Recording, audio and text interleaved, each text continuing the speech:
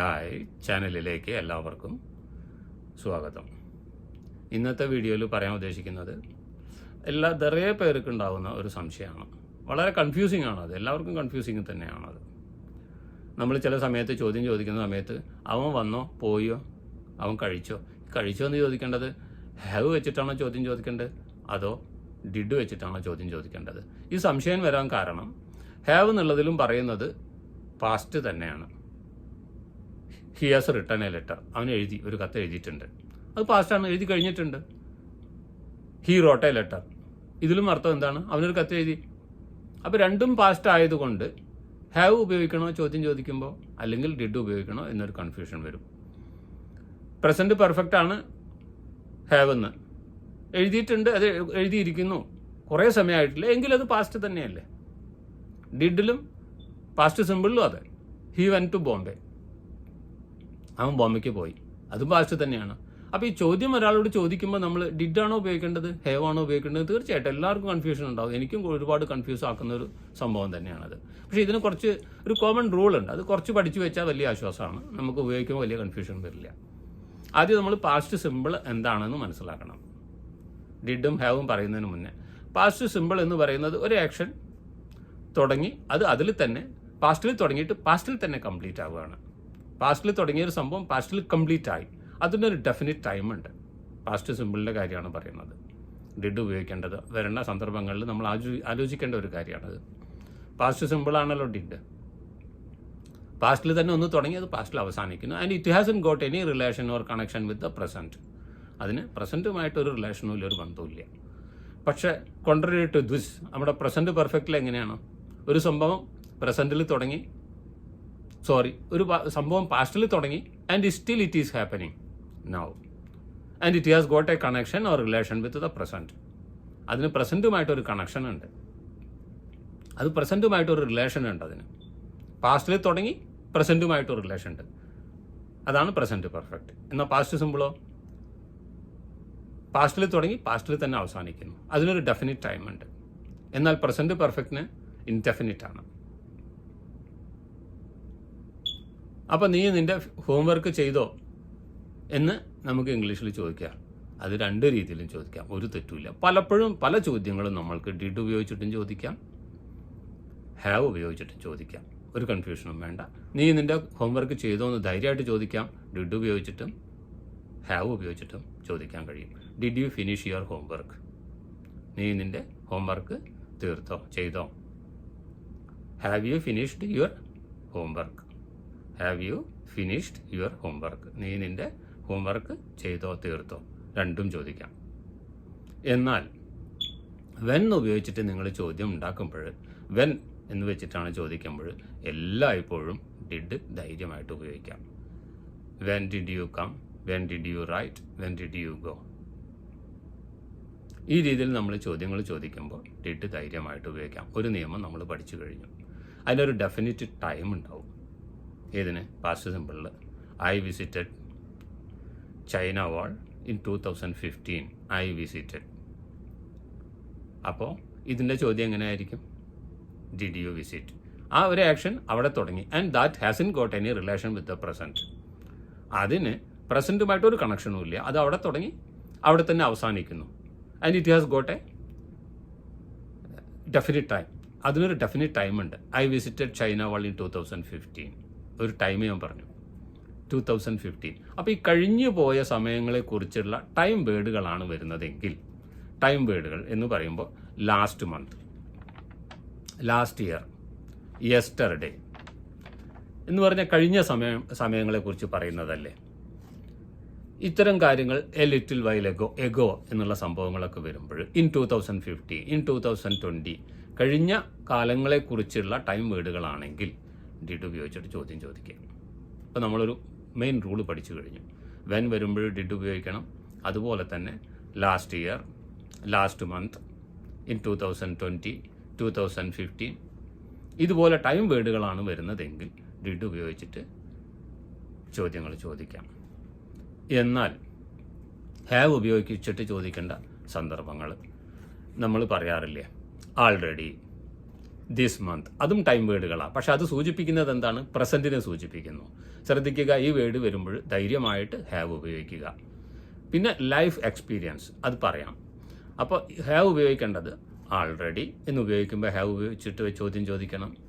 Have you already done it? Have you already done it? ഇനി അതുപോലെ തന്നെ this month, ഈ മാസം, അത് ടൈം പീരീഡ് അത് കഴിഞ്ഞിട്ടില്ല, ഇപ്പം നടന്നുകൊണ്ടിരിക്കുകയല്ലേ. അപ്പോൾ അത് ഹാവ് വെച്ചിട്ടാണ് ചോദിക്കേണ്ടത്. ജസ്റ്റ്, ഇപ്പോൾ, അതും പ്രസൻ്റ് അല്ലേ. അപ്പോൾ ഹാവ് ഉപയോഗിച്ച് ചോദ്യം ചോദിക്കുക. യെറ്റ്, ഇതുവരെ, യെറ്റ്. അതുപോലെ never, ever, so far, up to now, since, this week, this month, right now, at the moment, today. ഇതൊക്കെ ഉപയോഗിക്കുമ്പോൾ നമ്മൾ ധൈര്യമായിട്ട് ഹാവ് എന്ന് വെച്ചിട്ട് നമുക്ക് തുടങ്ങാം. ഇനി ഇത് കൂടാതെ ഇപ്പോൾ 2-3 നിയമങ്ങൾ പഠിച്ചു. ഈ നിയമങ്ങളുടെ ചുവട് പിടിച്ചിട്ട് നിങ്ങൾക്ക് ഡിഡ് എന്നുള്ള ക്വസ്റ്റ്യനും ഹാവ് എന്നുള്ള ക്വസ്റ്റ്യനും ഈസി ആയിട്ട് ചോദിക്കാൻ കഴിയും. വെൻ വരുമ്പോഴെപ്പോഴും ഡിഡാണ് ഉപയോഗിക്കേണ്ടത് എന്നും പറഞ്ഞു കഴിഞ്ഞു. അൺഫിനിഷ്ഡ് ടൈം, അൺഫിനിഷ്ഡ് ടൈം എന്നാണ് പറയുന്നത്. ഈ ഹാവ് ഉപയോഗിക്കേണ്ടത് അൺഫിനിഷ്ഡ് ടൈമാണ്. കാരണം എന്താ? അത് അതിൽ തുടങ്ങി ഇപ്പോഴും നടന്നുകൊണ്ടിരിക്കുന്നു. പിന്നെ ഇത് കൂടാതെ വേറൊരു നിയമമുള്ളത് പേഴ്സണൽ എക്സ്പീരിയൻസ് ആണ്. പേഴ്സണൽ എക്സ്പീരിയൻസ് പറയുന്ന സമയത്തും നമ്മൾ ഹാവ് ഉപയോഗിച്ചിട്ടാണ് ചോദ്യം ചോദിക്കേണ്ടത്. എങ്ങനെയാണത് പേഴ്സണൽ എക്സ്പീരിയൻസ്? നിങ്ങൾ ഈ സൂ കാണാൻ പോയിട്ടുണ്ടോ? നിങ്ങൾ ഡൽഹി പോയിട്ടുണ്ടോ? എന്നുള്ള പേഴ്സണൽ എക്സ്പീരിയൻസ്, നിങ്ങൾ അത് സന്ദർശിച്ചിട്ടുണ്ടോ? നിങ്ങൾ ഇത് കഴിച്ചിട്ടുണ്ടോ? Have you tasted vanilla ice cream ever? Have you ever tasted vanilla ice cream? നീ എന്തെങ്കിലും വാനില ഐസ്ക്രീം കഴിച്ചാൽ അത് നമ്മുടെ എക്സ്പീരിയൻസ് ആണ്. പേഴ്സണൽ എക്സ്പീരിയൻസിനെ കുറിച്ചാണ് ചോദിക്കുന്നത്. അപ്പോൾ റൂള്, പേഴ്സണൽ എക്സ്പീരിയൻസിനെ കുറിച്ച് ചോദിക്കുമ്പോഴും ഹാവ് ഉപയോഗിക്കുക. ഹാവ്, നെവർ, എവർ, ആൾറെഡി, ഇതിൻ്റെയൊക്കെ കൂടെ ഉപയോഗിക്കേണ്ടത് ഹാവ് എന്നാണ്. അപ്പോൾ ഇതിൻ്റെ പൊതുവായിട്ടുള്ള റൂള് നമ്മൾ പഠിച്ചു കഴിഞ്ഞു. അപ്പം നമ്മൾ നീയാണോ ഇത് ചെയ്ത് എന്ന് ചോദിക്കുക. Did you do this? ഒരു സംശയം കൂടാതെ നമുക്ക് ചോദിക്കാം. നീ അവിടെ എത്തിയോ എന്ന് ചോദിക്കണമെങ്കിൽ ഡിഡാണോ ഹാവ് ആണോ? രണ്ടും ചോദിക്കാം. Did you reach there? Have you reach there? Did you reach there? Have you reached there? പിന്നെ ഒന്ന് വ്യത്യാസം വരുന്നത്, ഡിഡ് ചോദ്യം വയ്ക്കുമ്പോൾ നമ്മൾ വെർബിൻ്റെ പ്രസൻറ്റ് രൂപമാണ് ഉപയോഗിക്കുക. Did you go there? Go എന്നുള്ള വെർബിൻ്റെ ആദ്യത്തെ വെർബ് 1ൻ്റെ പ്രസൻറ്റ് രൂപമാണ് ഉപയോഗിക്കുക. എന്നാൽ പ്രസൻറ്റ് പെർഫെക്റ്റിൽ നമ്മൾ വെർബിൻ്റെ 3ാമത്തെ രൂപമായ പാസ്റ്റ് പാർട്ടിസിപ്പിളാണ് ഉപയോഗിക്കുക. ഇനി ഹാസ് എന്ന് വരും. ഹാവ് എന്നുള്ള ചോദ്യം ചോദിക്കുമ്പോൾ കർത്താവ് ഒന്നിലധികം ആവുമ്പോഴും ഐ, വി, യു, ദ, ഈ 4 വരുമ്പോഴാണ് നമ്മൾ ഹാവ് വെച്ചിട്ടുള്ള ചോദ്യം ചോദിക്കേണ്ടത്.